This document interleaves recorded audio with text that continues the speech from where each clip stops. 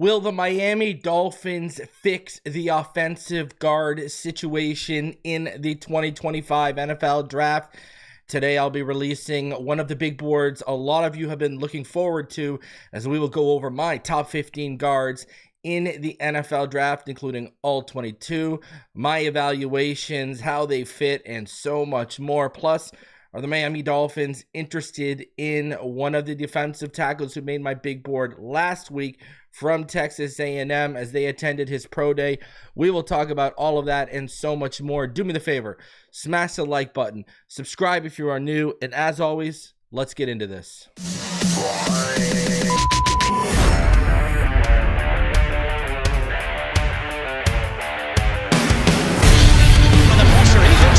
Loses the football. Touchdown! Got it! You have got to be kidding me. Jalen Waddle has a Dolphin touchdown. And he will score! Grier down the near side, man open. Touchdown!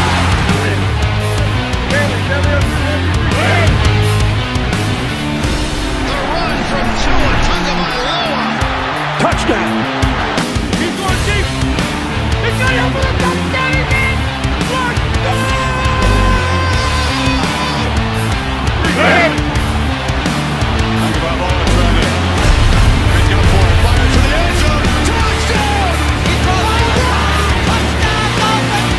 Beautiful day to be a Dolphin fan.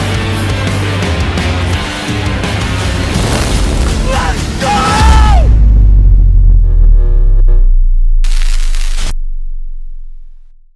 What is good, Fin Nation? What's good? It's your boy Reason, and we are back here for another one on this midday matinee for your Saturday as we are doing another big board. It's going to start to pick up here because I at least want to do 4 more, potentially 5.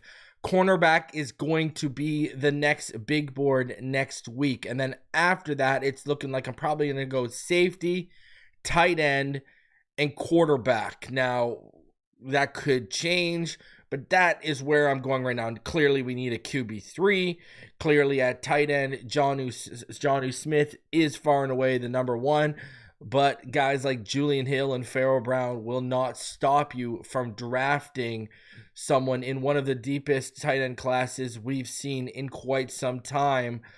Again, another reason why we need to add another pick in between 48 and 98, in waiting 50 picks in between the two is just too far of a distance. And then all of a sudden, you hit 116, and between 116 and 155, you've got 4 picks and 39 picks. We need that 4 picks, and we needed that 4 picks and 39 picks. We needed that between 50 and 100. Let's be honest here, because we'd be sitting pretty. Because we need to hit on some starters out of this draft, and it's looking like you need to hit on starters at 13, 48, 98, and you got to hope one of those 4 between 116 and 155, you got to hope that one of those 4 can be a year 1 potential impact starter, or at worst give you production that basically outdoes their draft position. So we're going to see how that all goes. We are going to see how it all goes. Hey, and we are less than a month away from starting to get those answers. I can't wait. I know a lot of y'all can't wait. We always do a big on this channel over here every time the draft comes around. So, hey, man, here we go. April 24th.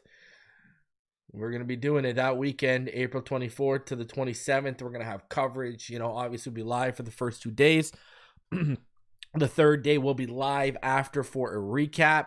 Then Sunday, like we do every year, we'll hand out grades for the draft. So we're going to be all over it. It's going to be interesting to see, especially if there is some movement involved for the Miami Dolphins.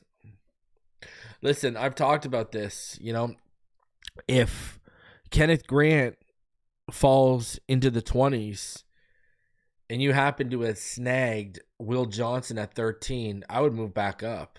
I would understand them even moving back up for Malachi Starks or Nick Manawari back into the 20s, but if Kenneth Grant somehow slips to the 20s, man, I'm moving back up, because if you compare Will if you compare Will Johnson and Kenneth Grant, your defense is done. I talked about this. So it's just the same thing as if you could get a Will Johnson at 13 and then somehow maybe because of the character concerns, Walter Nolan slips to you at 48. Same thing. I'm all over that. All over that. Even if Kenneth Grant is off the board and you didn't want to move up and you get into the 30s, mid to late 30s, and Walter Nolan's still sticking around, I'm moving up, man. So, hey, listen, if you believe in your coaching staff, if you got a guy like Mike Tomlin who can keep guys in check, rein them in, and you got players with that, go back to the draft that Pickens came out of. I was a massive Pickens guy. The only reason why he was actually lower on my board was because of how bad the character concerns were. But I was a huge, huge Pickens guy. Loved him coming out of that draft. And he went to the right environment. He went to a coach where, God bless Mike Tomlin, whether it's been Antonio Brown, whoever, he's been able to check them and keep them reined in. And then the guys are never the same after they leave. It's crazy. It's crazy. Le'Veon Bell, for example. So it's all about environments matter, from scheme to player coach fit, scheme, environments matter for sure. 110%. We all know this. We learned this with the Brian Flores era, contrary to what some of the people that defend it still will say. Right. So, crazy thing happened. A couple things actually out of the AFC East, and from the Buffalo Bills. Crazy thing happened. Did you see what the Buffalo Bills did today? They took a concept that is far out of the reach or the realm of Chris Grier's thinking, and they got ahead of a contract on one of their best young players. Christian Benford reached a 4-year, $76 million extension. This is compared to the market, that's a good deal, man, compared to the market. That's going to be, Christian Benford is one of the good young players on defense in the NFL, and they got out ahead of it. They see the cap going up over the next couple of years. He took a little bit of a discount. And again, what happened? As soon as Benford was basically eligible for a deal, they hopped right on it. They didn't wait around. They didn't lowball him. They went out and got it done.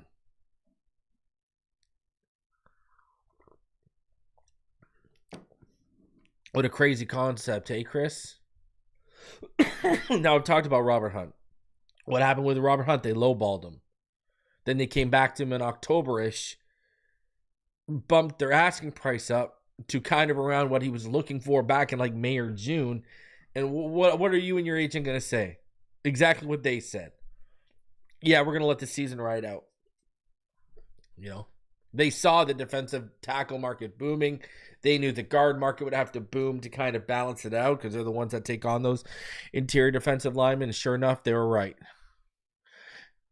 It's the same reason why with Christian Wilkins. They lowballed Christian Wilkins. They were finally willing to come up to over $20 million. Christian Wilkins was ready to, sign on the dotted line. But then he talked with his representation and they said, yo, the market is going to boom this offseason. That's what we're projecting it, blah, blah, blah, blah, blah. And sure enough, they were right. They made like $5 or $6 million more a year than what we would have been able to pay them. So, listen, you can say what you want. It's another example of this is what good teams do. It's the same example I use always with good teams that get ahead of the draft process. When their teams are pretty much filled out and they like where they have, or even if they do have a couple voids, but if the right guy fills in their lap, I always use the Chiefs as my example with Lucas Niang. Yeah, sure, he didn't work out, but look at the effort they put in. They drafted Lucas Niang before Fisher and Schwartz had fallen off a cliff, but they foresaw that. So they went out and drafted Lucas Niang. Now, when Lucas Niang didn't work, did they stick around? He's still on the roster, but when they saw he wasn't a legitimate starter, did they force it like Liam Eichenberg and the Dolphins? No, they went out and started spending capital to go get guys at the position because they were like, yo, this isn't going to work. We want to be a contender. We want to win championships. We can't sit around to hope that the square peg eventually fits in the round hole. We just can't sit around and wait on that. You know? And then they went out and they spent picks on guys. And they spent money on guys. Right? They didn't wait around. And perfect example, right, is what they invested in getting Kansas, Orlando Brown Jr. Now, I know he's with the Bengals right now, but remember, they got him from Baltimore, right? And he basically eventually priced him his way out. They couldn't afford the $64 million contract. So, but they gave up a second-round pick and a sixth-round pick. Sorry, they got a second-round pick and a sixth-round pick, but the Chiefs gave up a first-round pick, a third-round pick, a fourth-round pick, and a fifth-round pick to get Orlando Brown. Think about that. They got Orlando Brown, a second-round pick, and a sixth-round pick for a first-round pick, a third-round pick, a fourth-round pick, and a fifth-round pick. They invested. And this was after they saw Lucas Niang was not the answer. And but we're sitting here like, okay, well, let's make Liam Eichenberg work. It's unbelievable. And that's why I keep telling y'all, I don't expect them to move off of Patrick Paul. I don't. No, not that. Yeah, if they drafted Will Campbell or Armand Membo, they're sticking him at guard. Now, Armand Membo gives you the flexibility where he could probably displace Austin Jackson, but then you just restructured Austin Jackson and locked yourself further into 2026 when I would have been trying to move off of him if he gets injured again. The guy stays healthy less than Tua. He's the Jalen Phillips of our offense. Let's be real here.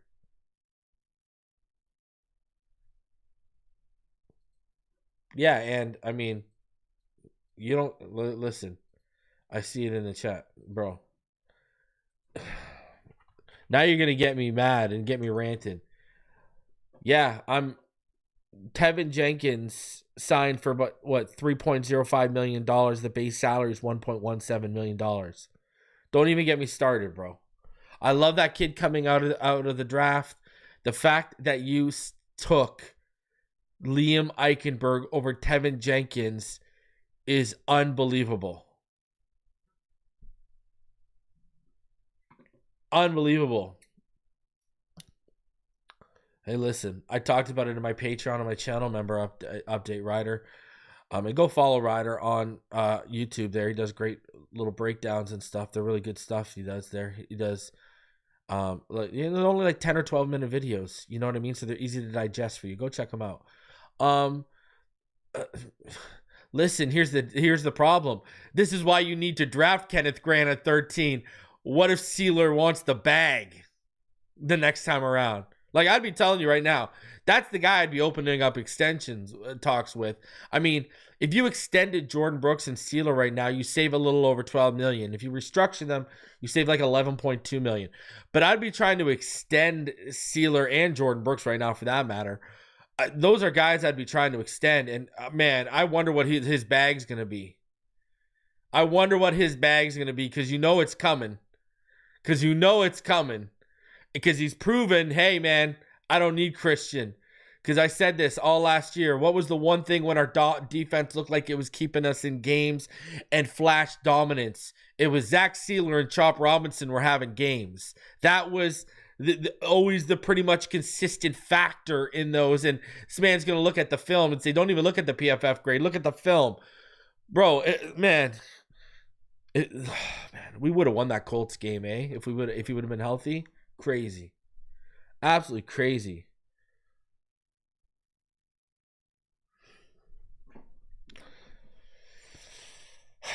And I think we would have won that Titans game too. Absolutely crazy, man. Because you know what? if Sieler and Chop weren't having good games and weren't being disruptive, did you notice how our defense was, all of a sudden it was spotty, it was, leaky and blah, blah, blah, blah, blah. It was just such a consistent factor. You saw like the impact. And that's why, everyone who was hating on Chop, man, you saw the early impact, especially in the second half of the season when he started figuring it out, started mixing up his, pass rush bag of tricks, countering much better, using some more counter moves. He was really, he loved the rip as that counter move, eh? He loved that rip and he would win with it and guys would have to like hold him. I started calling, he was getting held far before he started getting the flags, man. He started getting held in like week 6, week 7, I was pointing it out. Chop was, man, if Chop doesn't have a sophomore slump, look the hell out. Whew. If Chop don't have a sophomore slump this year, look the hell out. Because like I've said in a previous Patreon update and channel member update, from what I understand, brother, if Bradley Chubb didn't take this restructure, this man would not be here. And you know why? Chop Robinson was one of the reasons. They don't want him to be a detriment to his development. It sounds like, yeah, there'll be a rotation, but they're still going to try and keep getting Chop as many snaps as possible. And it seems like they've already decided Jalen Phillips and Chop are what they're moving forward with, and they'll put Chubb in rotation with them. It's not Chubb, Phillips with Chop in rotation. That's what it sounds like early on. Now, Chubb could come into training camp and look like the guy that was having that year 2 years ago, who was just blowing it up and looking like we were finally going to get a return on the investment. He could look like that guy from camp and they could be like, oh, we can't hold him back. I don't know. But that's what the early indication is. So, yeah, at least, we were seeing the light, man. I'm telling you, if it goes sideways with McDaniel, make that man the interim head coach and let's see what we got. And speaking of the Bills, let's stick with them for 1 minute here. The owner's daughter, who's like the number 4 ranked women's tennis player in the world, I guess they have right now, I guess they have a tennis tournament going on at Hard Rock Stadium right now, and this chick literally got up there, okay, and said, I love getting wins in the Dolphins stadium. You got tennis players taking shots at the Bills dominating us right now. Are you crazy? I don't know what it's going to take to motivate these guys in that locker room, okay? You let the division slip away from you 2 years ago. Tua plays lights out in that second game last year, the one in Buffalo. And that's still not good enough because the defense and the special teams have some of the worst EPA per play performances, in the Sean McDermott Bills era, our defense and special teams, okay, against Sean McDermott offenses and special teams. Like, we had some of the worst EPA per play performances ever from those units. And I don't know. It's crazy. You know why we were so hopeful after McDaniel's year 1? Because you could legitimately say after that year, again, Tua was fantastic when people said he couldn't play in the cold, couldn't play in the snow. Fantastic in Buffalo in 2022. And not for 3 things, really, right? Trent Sherfield and Tyreek Hill dropping would-be touchdown catches on the same drive. And if either one of those guys would have caught their drop, or if Josh Boyer's defense wouldn't have allowed the 3rd and 17 conversion and points before the end of the first half, we win that game and we sweep them. And that's why everyone, when we saw what Skylar Thompson and the Dolphins were able to do in the playoffs against the Bills in that first game, we're like, yo, if we had Tua, we beat this team. We've gone from that to the Bills owner daughter, who's a freaking tennis player, taking pot shots at us when she wins in Hard Rock stadiums. We've gone from the trajectory of okay, we're going to get there. We're going to unseat them. And then the next year, We come down late in the season playing them for the division. Drop a dud. Thanks, Chase Claypool. To now this. And that's another thing Ryder's right about. And I talked about this like in every post-game show ad nauseum. You could offense, defense, never mind special teams under Danny Crossman because you can't count on them. Maybe now you can because Ackerman came in and said, yo, Bailey, are you crazy? Give me Stonehouse.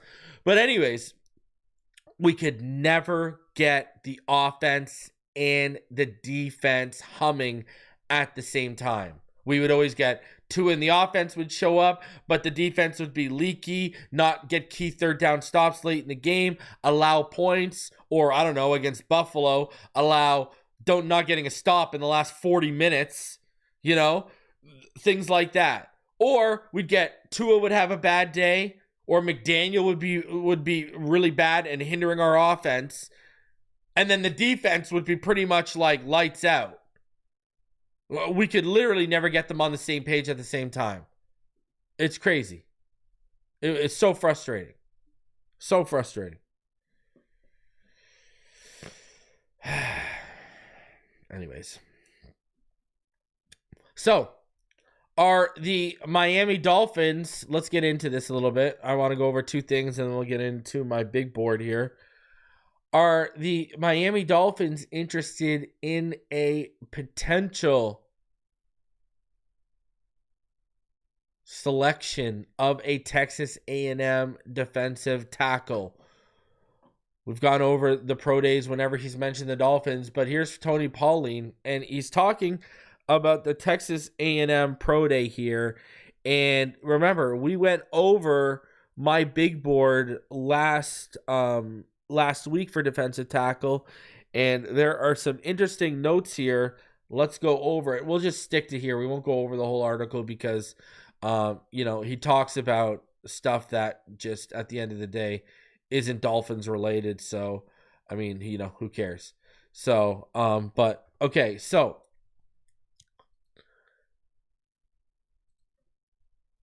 if you need players on the defensive line, then College Station, Texas was that place on Thursday. And the attendance sheet laid bare to that. The Atlanta Falcons, Baltimore Ravens, Dallas Cowboys, Denver Broncos, Kansas City Chiefs, Minnesota Vikings, and New Orleans Saints all had defensive line or pass rushing coaches on hand. The Falcons doubled up and, along with the New England Patriots, had their linebackers coach at the workout. Green Bay Packers general manager, along with head coaches from the teams in the state of Texas, were at the pro day. The main attractions were Shamar Turner and Nick Skorton, as Shamar Stewart watched the workout in street clothes, as Pauline reported on Thursday. Neither Turner nor Skorton did any testing, yet both looked exceptional in drills. Turner was run through defensive line drills and looked great. He was fluid as well as smooth and easily moved around the field. You may remember that Pauline reported from the Senior Bowl that Turner had a rod put into his leg to fix a stress fracture he suffered last August. It was a procedure many questioned as unnecessary, as the fracture never properly healed. Ultimately, Turner was forced to rest so the fracture could heal, which pushed back the timeline for his pre-draft training and prevented him from testing at the combine. In fact, Turner had barely a week to prepare for Thursday's pro day workout. Yet, teams feel after watching him that the late part of round one is not completely out of the question. Wow. Turner had dinner with the Cowboys on Wednesday night and met with the New York Jets later in the evening. On Thursday, he met at length with the Minnesota Vikings and Miami Dolphins before his pro day. Wow. End of the first round? Whew. Man, listen, I'm not gonna lie to you. I got like an end of the second, top of the third round grade on this guy. We're talking about end of the first on him? Wow. Okay. Now, 6'3", 290. I'm a fan of this kid. what I think a guy like Weaver would love about him is he can line up all the way from 0 and he can rush off the edge as a 5. I don't see him lining up all the way into a 0 though at 290. Now he might, I guess, but the thing that is really key to his game is he just, I talked about this when we did the big board, the way he disrupts the pocket. You know what I mean? It stands out. But I think that, man, end of the first is freaking rich though. And, I know there's been the scheme discussions, especially with Shamar Stewart, right? Now, I will say with Turner, at least you're getting a little bit more production. Like, here's the thing. Like, with a guy like Shamar Stewart, sometimes you watch it and you're like, yo, does this guy even know what to do? Sometimes you will watch Shamar Stewart and you would scratch your head and be like, yo, is this guy just on some of these reps, he doesn't know what to do and he's just playing? Like, is that what I'm getting from Shamar Stewart? Like, there are legitimately some reps where you look at him and you're like, yeah, bro, this guy, he doesn't know the playbook or this play right here. Like, but like, I guess with Shamar Turner, like I would say he's more polished. I'm not a big Shamar Stewart fan. I would say Shamar Turner is much more polished, but it's because there's just so many good players in this class. Like, it's really deep. Like, I like Jordan Phillips a little bit better. I mean, I thought the NFL would be much more intrigued with Joshua Farmer because of, how athletic he looks on tape. Now, I know Aeneas Peebles is a guy I like, but I know I'm higher on him than probably most. You look at Tyleek Williams, Darius Alexander, Alfred Collins, TJ Sanders, Derek Harmon, Walter Nolan, Mason. Like, these are guys who should go ahead of him. Now, I know Deion Walker's stock dropped a little bit because of his year this year, but from what I've heard, Deion Walker was playing with he had a break in his back. So he was Deion Walker, from what I heard, was potentially playing with a broken back this past year. That's why he looks a little bit more stiffer, et cetera, right? Like, because it's crazy. If you go back to 2023 and you watch Deion Walker, man, he's giving some good offensive linemen some issues. Like, he's giving some good offensive linemen some issues. Like, I remember watching, what was it, the tape I was really watching recently? I want to say, it's 2023 here, I'll look right now. It was 2023 and I was like, yo, this man is just mean right now. What was it? I'll tell you right now. I'm pretty sure I know who it was. I just want to confirm. It was 2023. And I was like, yo, this guy's a problem. Yeah, it was Georgia. I'm pretty sure it was that Georgia game. And even that Alabama game he was really good in. But I'm pretty sure, if I remember correctly, it was the Georgia game where in 2023, he was just a problem for some of that interior. He was just given issues. It was one of those two games. It was the Alabama game or the Georgia game. I have to go back and look. But it was one of those two games, 110%, where he was up against really good competition. And he was just like an issue. I'm pretty sure it was Georgia. That's going to bug me now because after this, I'm going to go back and look. But it was one of those two games. It was Alabama or Georgia. I remember that. It was one of those two games. In both of them, he was actually good. But one of them specifically, he was just causing freaking issues on the interior. They didn't know how to handle him. So, I mean, it's the same thing with Patrick McMorris, right? You look at Patrick McMorris's film before he came out, not that great. You go 2 years back into Patrick McMorris's film, and you see why the Dolphins scouting film was very high on him. Right? Like, that's why you can't just watch 3 or 4 games and call it a day. And sometimes you got to go back on some of these prospects. So that's literally why you have to. So, and Deion Walker's a perfect example of that. You know, especially when you find out, okay, now there's reasons why the film wasn't good. Let me go back and watch when I know he didn't have, issues with his back. And then you see that explosiveness. You see that crazy disruptiveness, and you see why he's projected. But I will say this, Deion Walker, it's gonna be boom, boom, boom, or it's gonna be bust. Like, he is the definition of boom or bust. 110%. But Shamar Turner, I mean, I wouldn't even be down at 48. Let's relax. Let's relax. That's a little too rich for me. Okay, like, I just can't. I can't get there. I'm sorry, I just can't. Knight, he comes through and he says he loves Aeneas Peebles. See, he knows what's going on, and he likes JJ Pegues, who's a beast as well. I like him too. He's a beast. I'm a fan. I am a fan of both. 110%. I'm a fan of this defensive tackle class. I'm gonna be honest with you. It's really good.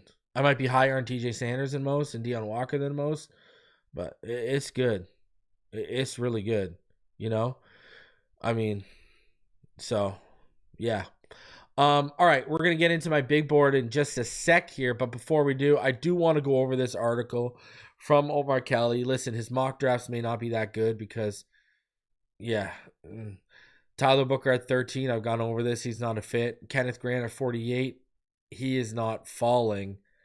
And then he took what corner? He took a corner at 98 when there probably would have been 6 or 7 better corners on the board.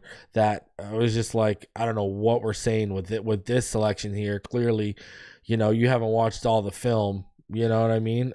It was what? Jordan Hancock, and I can guarantee you guys that Kobe Bryant, Zy Alexander, Jacob Parrish, Quincy Riley, and others were probably on the board. And come on, we're not taking Hancock over those guys, right? I'm a big fan of Nazir Stackhouse. Big fan of Nazir Stackhouse. Another guy who was much high. The consensus was much higher on before the season played out, and then the season played out, and he's dropped off a lot of radars. It's crazy. It's just a stacked defensive tackle class.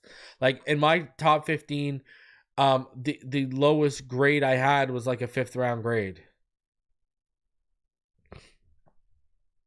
or like back in the end of the 4th. Sorry, I apologize. It was really good.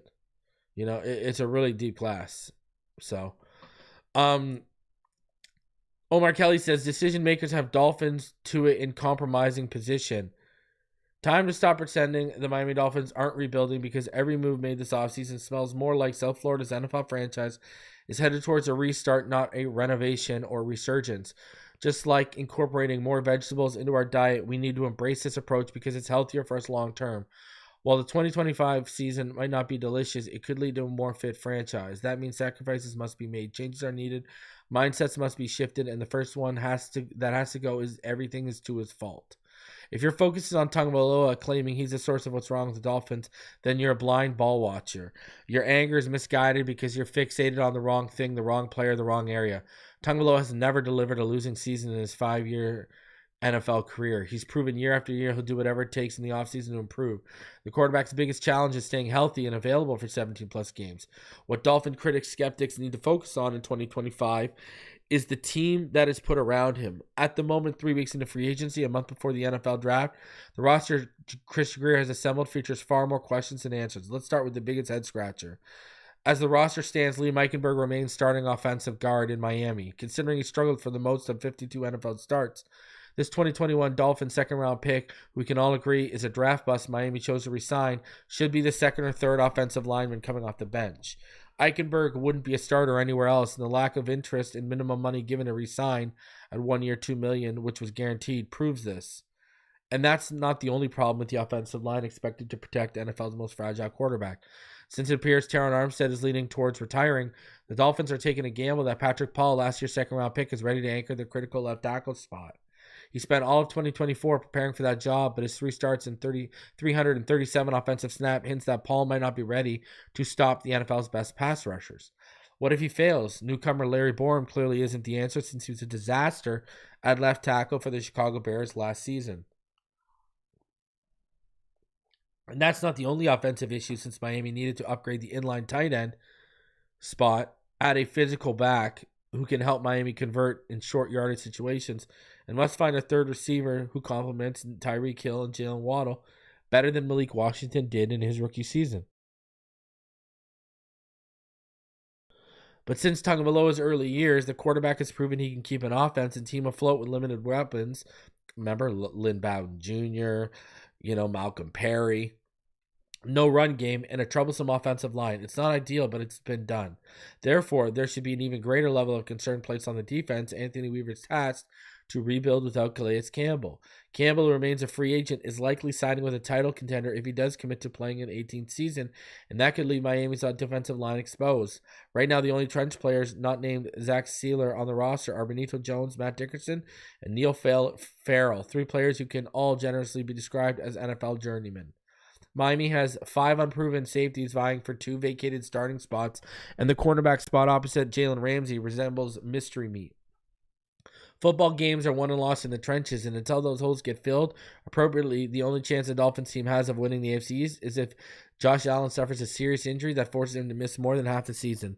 That's why I firmly believe this season's outcome doesn't hinge on Tagovailoa's performance because he's presently leading a team that arguably has the worst offensive and defensive line in the NFL. In the end of the season press conference, Grier vowed to rebuild the trenches like he initially did in 2019, the first of 2 draft classes where the franchise used 9 draft picks on offensive and defensive linemen. To save this version of the Dolphins, this franchise might need to do that again and must produce the best draft. The best draft class in Dolphins history, something that exceeds anything Grier has ever done since taking over the reins in 2016. And keep in mind, his first draft class produced 2 Pro Bowlers in offensive tackle Larry Tunsil and Xavier Howard, included Kenyon Drake and Jakeem Grant. That means with Miami's 10 draft picks, this franchise needs to find at least 4 starters, and 2 of them need to turn into Pro Bowlers in their first 4 seasons. The realist in me views that as highly unlikely, a long shot, but not impossible. Now, I don't know about needing the best draft class in the history of the Miami Dolphins. That's bold. I think if you can get 3 starters out of 13, 48, and then, 98, and you can get a contributor between 115 and, 116 and 155, I think now, you're cooking, So, now, I agree with everything he said about the offensive line. The glaring needs next to Ramsey and next to Sieler, that's why we're so gung-ho on guys like Will Johnson or Kenneth Grant. Or, hey, if they like Mason Graham and he falls, I would understand if they tried to move up. So, I don't know. It's kind of crazy. They're running a lot of risk, but I don't necessarily agree with him that it's heading towards a restart. I don't agree with that at all. I think Grier and these guys believe they're that close. I'm telling y'all. And listen, I was going to do a show kind of discussing what I think they're doing on defense, but I'm thinking I want to let the draft play out. But I have an idea with what I've seen over free agency. I really do have an idea of what they're trying to do. Now, whether they'll be successful doing that, that's a different story for a different day. So, yeah. But, all right. Let's get into my big board. Let's get into my offensive guard big board. We got to go over all this because I got a lot to go over with y'all. All right. And I think y'all are going to like what we got here. All right. So, let's hop right into it. Let's not waste any more time. Let's get into, let's start off with the 15 through 11, right? Or as we call it around here, the honorable mentions. And let's get into the honorable mentions. And starting from 15 to 11. All right. And starting off with Connor Colby. I think he's a really good athlete, moves well in space. He would fit Miami's outside zone scheme. A little over 6'5.5", 309 pounds. He has a strong, firm anchor, has decent hand placement, doesn't pack a lot of power in his hands or upper half. He's played over 1,300 snaps in college, and, I do think he's an above average run blocker. Struggles in pass pro due to his lack of upper body strength. His pad level, it's pretty inconsistent. His balance can be spotty. He's just not a people mover, but the athleticism is there.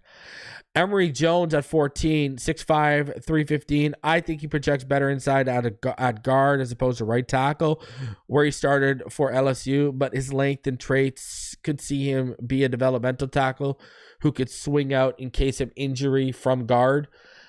He has a little bit of a nasty side to him, powerful hands that work in unison with that demeanor.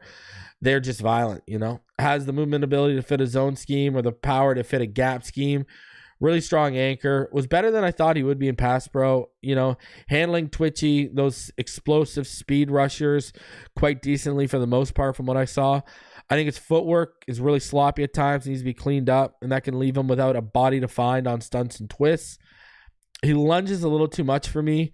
It can cause him to lose his balance and get beat. Needs to get better overall as a run blocker. And for the amount of snaps he's played, it's still worrisome to me how raw he looks at times.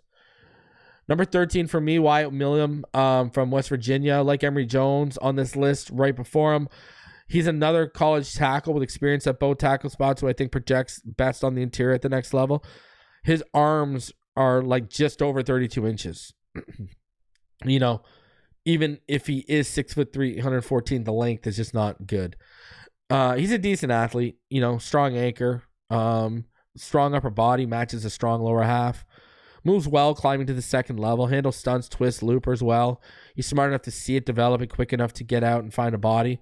Plus, he's got a pair of strong vice grip like hands. But overall, I think he's better as a run blocker than a pass pro. That said, he didn't allow a sack in like the last 3 years of college in pass pro. So that's impressive. Like I said earlier, his length doesn't do him any favors, especially in leverage battles. And he can get too upright with his pads. I think he can be too sluggish in space too. Or he can be sluggish pulling because his foot speed is just below average. He's another guy with balance issues due to lunging and getting too far out over his skis. And there's a lot of guys in this class who have that. 12, Dylan Fairchild. I think he gives you full flexibility across the offensive line. He can play both guard positions like he did in college at the next level. I think some people project him as maybe playing center at the next level too. But he has one of those traits that I love in my offensive lineman. He is a former wrestler. He only allowed one sack during his career at Georgia. He's 6'5", 318. He's a perfect fit for an outside zone blocking scheme. Moves quite well for his size on tape. Okay run blocker with a solid anchor. He mirrors defenders well. He only allowed one sack in 2 years as a starter in pass pro. Listen, like I said, he was just an okay run blocker because he has room to improve, especially with keeping his hands inside and tight on a defender. They get way too wide on him sometimes. He has leverage issues due to that inconsistent pad level. Length isn't obviously great. And he's a guy who can have issues with those twitchy, explosive speed rushers as well. Number 11, Clay Webb. He's one of my man crushes of the NFL draft. 6'3", 312. A really good athlete with a ton of power to his game that I think can make the leap from a small school to the NFL because of those things, as well as, like, he's very intelligent. You see that through the angles he takes, his awareness to pick up stunts and loopers, how he passes guys out. He's just an intelligent football player. He moves to the second level and in open space very well with his head on a constant swivel, looking for a block to make. Has hammers for hands, especially if he lands that initial punch. They stay active and inside defenders' chest plate consistently. Really stout anchor. Only allowed 3 sacks and 13 pressures and 932 career pass blocking snaps. While he can be a legit people mover and mauler as a run blocker, the level of competition is going to be the first thing anyone points out against Webb. But like I said, his IQ is evident, so I'm not as worried. Also, his footwork, it's not always clean. He doesn't have much length to his frame, and his recovery ability or short area quickness, it's not top end, which is why he probably didn't do the 3-cone, and his shuttle number at the combine wasn't great because you actually see that on film. So let's get into my top 10, and let's start off with number 10, and that is Jackson Slater from Sacramento State. Listen, Slater was one of the 2 players on the interior at guard that was vying to make my man crush list, but Webb edged him out. That said, absolutely love this kid's game. See him as a day 3 seal if he's on the board. He'll probably offer you positional flexibility at the next level. He can play guard and some project him at center either way. 6'3", 311. He's a really good athlete that has the movement ability to pull, climb to the second level, and work in open space efficiently. I think he has quick, fluid feet, whether it's into his kick slide or mirroring a defender. He keeps his legs churning, knows how to absorb contact and halt power rushers at the point of attack. And those hands aren't like overly powerful. They do pack enough pop to get the job done. I like the high-level motor he plays with. He's always looking for work. His pad level is spot on majority of the time. It's pretty good. His hands are quick, and when they fire and they pack that little pop I talked about, he hasn't allowed a sack in 2 years. The last one being allowed on November 11, 2022 against Portland State. Now, those hands, yeah, they got a little pop, but they can get too wide. Needs to be way more consistent with his placement in them. His anchor and power, that can lack a little bit. Again, especially as a run blocker, I think Slater's length can also be a detriment to his game in leverage battles. Number 9, he was Luke Kandra out of Cincinnati. Kandra was the other player next to Slater that missed out on the final cut of my 2025 NFL Draft Man Crush list. The spot that Clay Webb ended up taking at offensive guard. He's another sleeper. I think he's getting the much-deserved love. I don't think he's getting enough love, right? He's not getting that much-deserved love he should be. This guy's a potential stud in the pros, Luke Kandra. He's 6'3", 334 pounds, absolute mauler in the run game. He can dominate you with power that'll easily displace a defender, or he can use his Thor-like Mjolnir hammers for hands to stun a defender on contact with his initial punch. You like that, Mjolnir? You like that reference, huh? As a pass blocker, Kandra, he allowed 4 sacks in 4 years, all of them in 2023, as he put up Krispy Kreme donuts. That's 0 in that column in 2021, 2022, 2024. Yes, that's 3 years he had 0 sacks allowed. I think overall, his hands are clean. He has the ideal frame for an interior offensive lineman.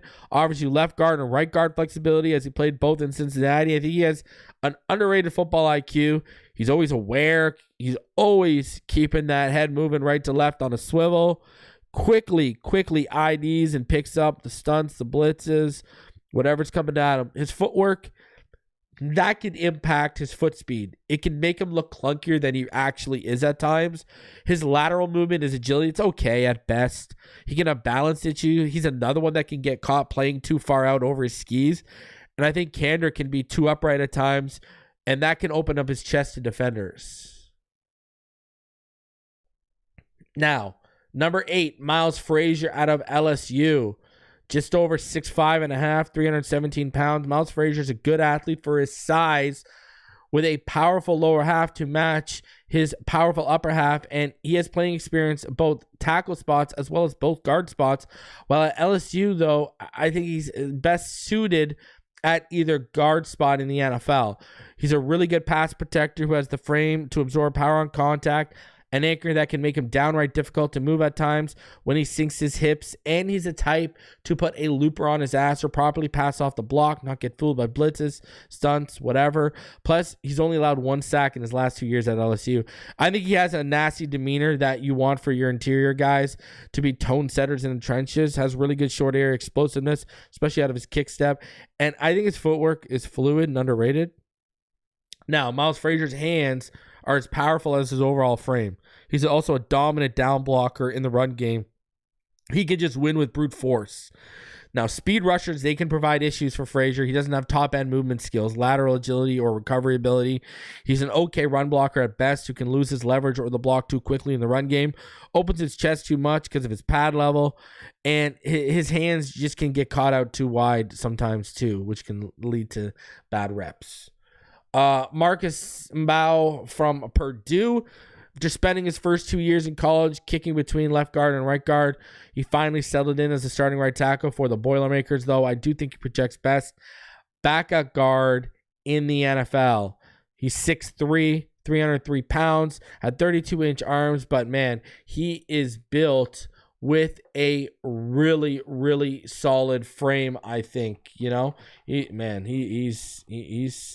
got the prototype look, you know. He's got a motor that just keeps running hot. All right. And you know, listen, I know he didn't test out the combine, but I think he moves really well for his size. And if not for his length issues, I think he would have projected at tackle, but he's a great mover for his size. He's got nimble, quick feet, looks comfortable climbing, pulling out in space. I think he's one of the overall better lateral movers of this guard class. I'm going to be honest with you. He's quick into his kick slide, has good consistent hand placement. Fundamentally, he's very clean and pass pro, has good contact balance. He utilizes his center of gravity well. He does a good job of mirroring his hands to his feet, keeps him tight and inside a defender's pads. He's just really technically sound, as he understands he has to be to overcome his flaws. Now, where he can have issues is anchoring. He's just around 300 pounds and taking on much larger humans on the inside, mixed in with his undesirable length. He can have issues with power on the inside, especially when it comes to trying to sustain his blocks.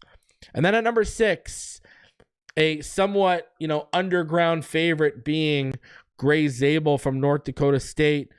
Out of North Dakota State, Zabel comes in at 6'5", 7'8", 312 pounds, with experience in college at every single position across the offensive line, though he mainly settled in at left tackle in his final year.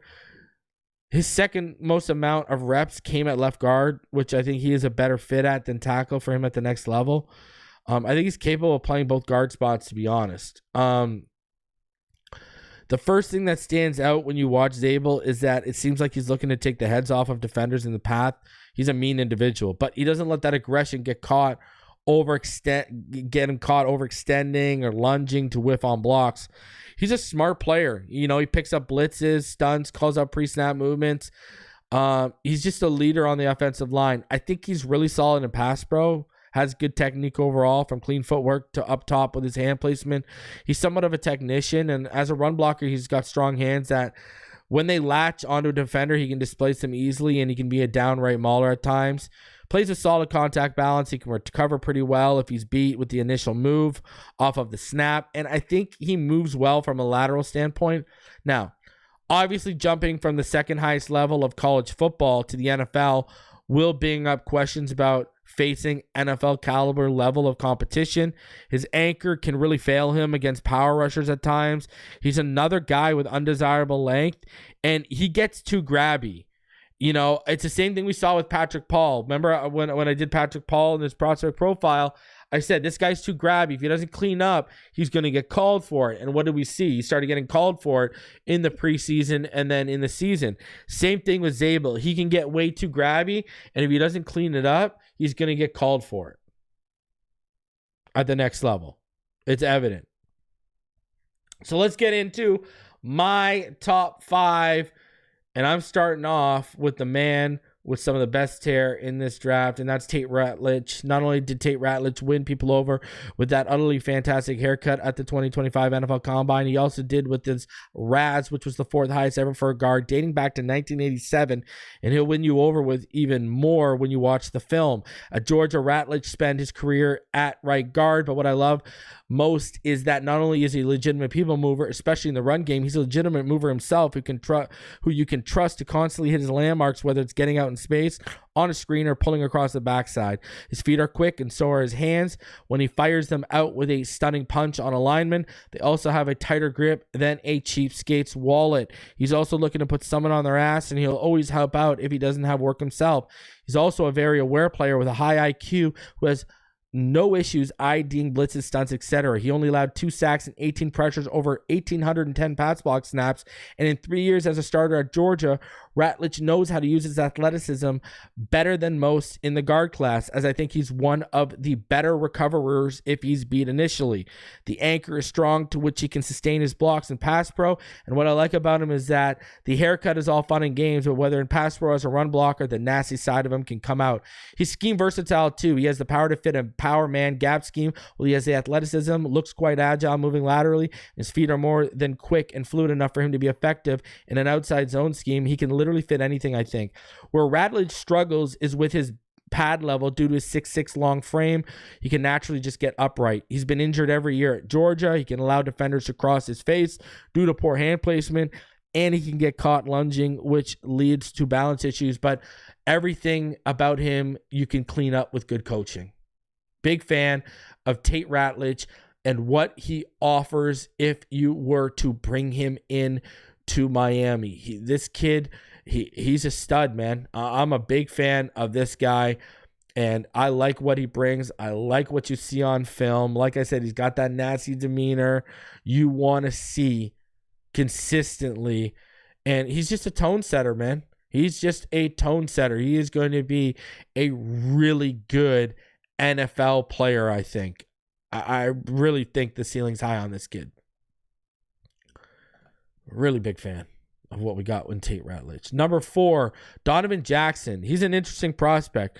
He's a steady force at left guard for Ohio State since he took over the starter role in 2022. But 2024 saw him be kicked out to left tackle due to injury, and he's one of Ohio State's best players in the playoffs, hands down. He's 6'3", 5'8", 315 pounds, and though he projects best at guard, I think from the tape in 2024 in his 33.5-inch arms, he could intrigue a team to see what he offers outside attack, or either way, he offers much valued versatility at guard and tackle. Jackson has a ton of power to his game, a ton.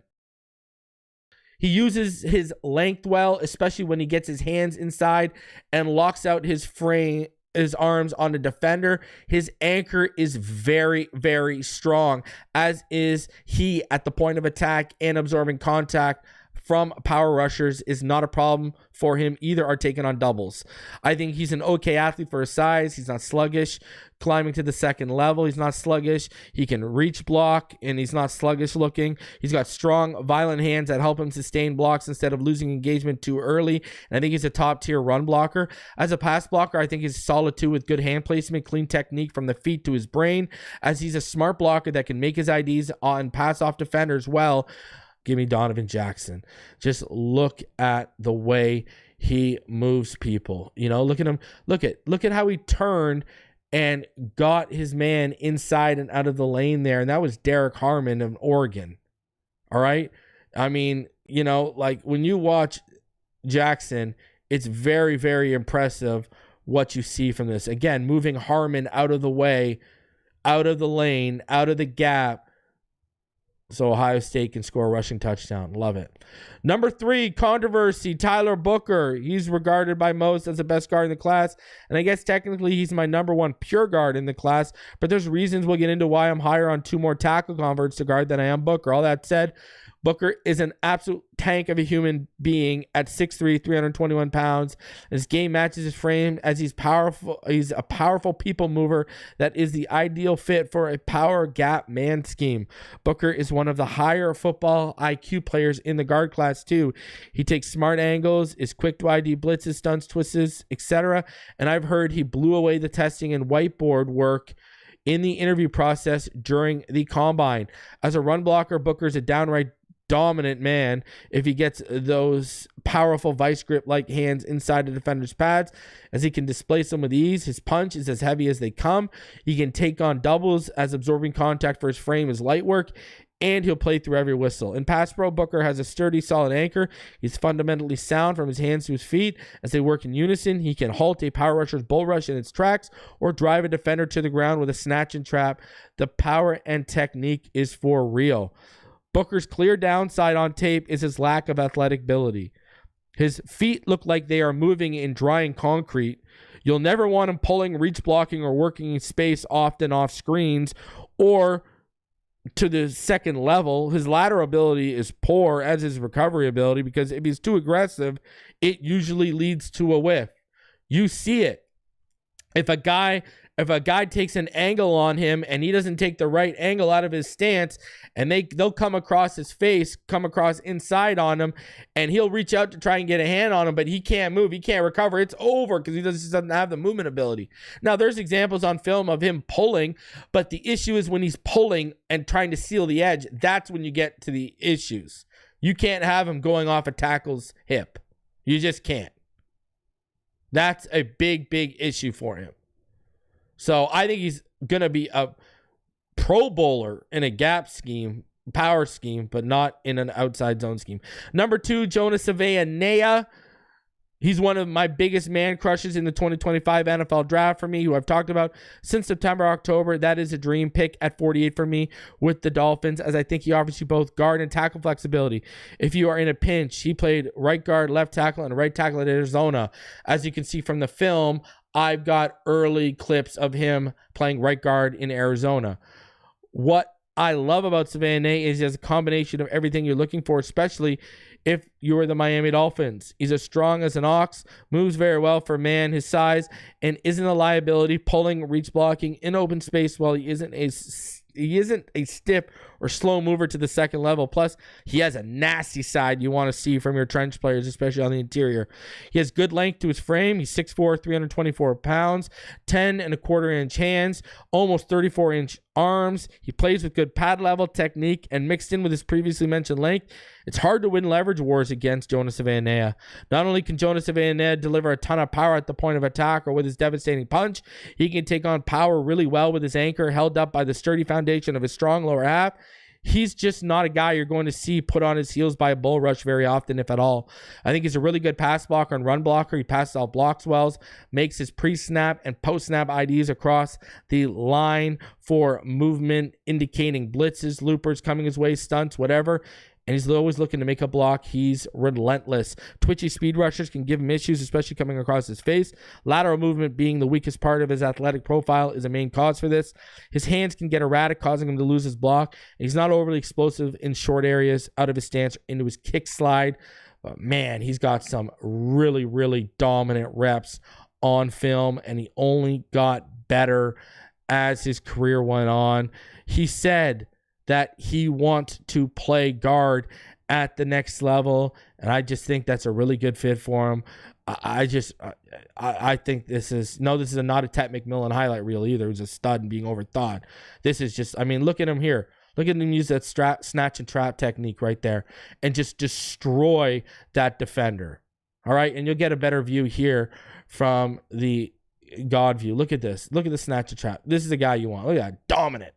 So count me in. Jonas Savaiinaea, Donovan Jackson at 48. Let's go, baby. Let's go. Number 1, Will Campbell. He's my number 1 offensive guard if he's kicked inside of this draft. And he's my number 2 offensive tackle behind Missouri's Amon Membo if you keep him at tackle. Either way, he's a stud in this draft who I think has the athleticism, natural power to work in a phone booth, and overall clean fundamentals to his game with a high football IQ that could make him an elite left guard if converted. Campbell is deceptively powerful. He has fluid bend and good flexibility to his hips, drops them and sets a strong, stout anchor that can make him a handful for defenders to get through when his pad level is good. Hands stay actively working and independent. He pulls well, climbs quickly, is an effective combo blocker, and is good in open space. Plus, he never takes a snap off. In the run game, he turns defenders to open lanes for backs, has a vacuum-sealed tight grip to his hands, and has the power to move defenders out of the way on dry blocks. Campbell has some nastiness to him. He likes to finish off his blocks and defenders, doesn't miss games, so he's super dependable, has good short area quickness, and knows how to game plan for an opposing rusher, whether that's a jump set for a speed rusher or setting his anchor to win a leverage battle against power. A big plus with Will Campbell, too, is that he's played 2,553 snaps in college football's best conference against a lot of college football's top-flight pass rushers, so even if he's shifted to guard, he's as pro-ready as they come in terms of understanding the game, pass rushers, their pass rush game plans, move sets, counters, etc. Campbell can overset and get caught playing over skis. When his pad level isn't good, his ability to absorb a bull rush isn't as consistent. Speed off the edge can be a problem for him when he's on an island. His recovery ability is either really good or on some snaps just really lacking, and obviously length isn't his strong suit. Listen, I think he can be a damn good tackle. I think he can be a gold jacket guard. People try to point at his upright stance as being a detriment. Not true at all. Coaching, if you slide inside, number one. And number two, there are some guards in the NFL who are a little upright with their stance. So, listen, he stands upright, but pad level is rarely an issue for Will Campbell. So I'm not worried about it. It's what you're most comfortable doing. But he's a stud. Count me in as one of the people that's a fan of Will Campbell, especially at 13, man. He gives you flexibility that is just too hard to ignore. All right? I am an absolute fan of Will Campbell. He is, to me, one of the top tackles in this draft class. And if you kick him to guard, like I said, he's my, and like you just saw, he would be my top guard. So, yeah, I think it's one of those guys. Listen, I get the arm length is getting overthought. I really do. I get it. But, man, sometimes you can't overthink our prospect like that. Sometimes you just got to go with it. And you just got to do it. You know? And he has that nasty side, that nasty demeanor that you really want to see from a guard too.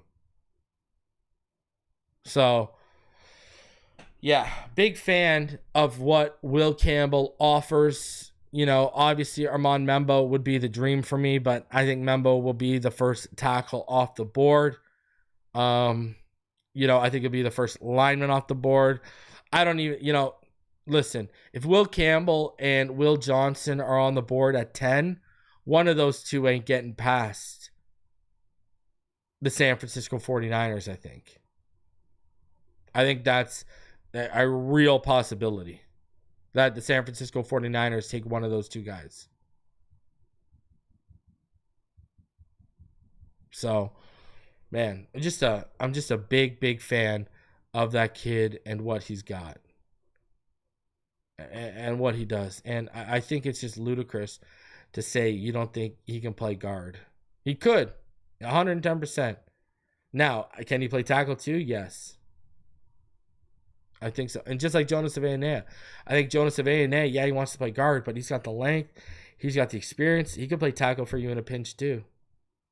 I think Donovan Jackson could play tackle for you in a pinch. Now, people are going to see Tyler Booker at 3 and go, Reason, you're crazy. Am I? Especially when I do these boards. Yes, they're how I rank players, but I am a tad biased taking into account what fits Miami. If we were a power, gap, man, run team, then Tyler Booker would probably be, you know, number 2 on my board because I'd still take Will Campbell over him. But he'd probably be number 2. But, man, we ask our guys to do a lot more than just work in a phone booth.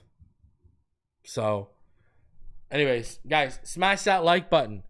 Subscribe if you're new. Hey, this video, it's going to get demonetized like every big board video I do.